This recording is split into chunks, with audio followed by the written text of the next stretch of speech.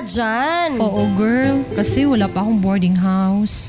Ganun ba? Di na pinoproblema yan. Dahil ngayong first semester, magbubukas na ang Kaliha FIDA Dormitory. Really, girl?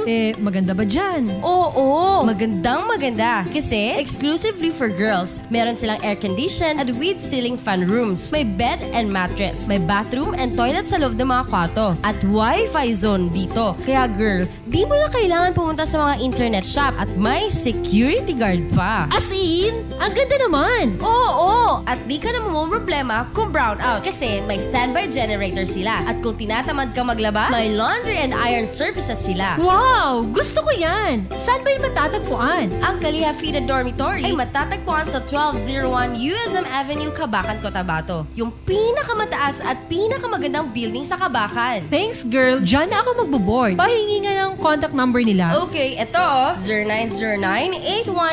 0909-818-4825 at 0927-8696189.